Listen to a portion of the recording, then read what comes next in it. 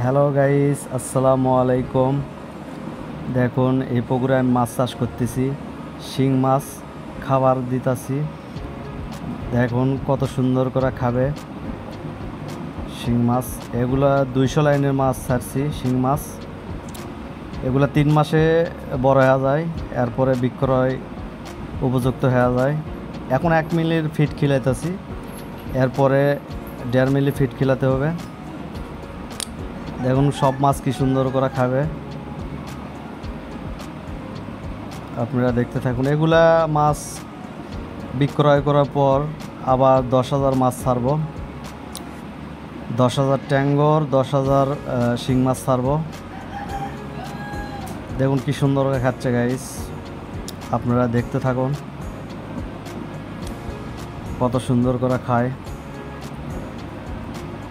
এগুলা 2 বার খাবার দিতে হয়, একবার রাতে একবার সকালে, 2 বারই খাবার দেওয়া লাগে।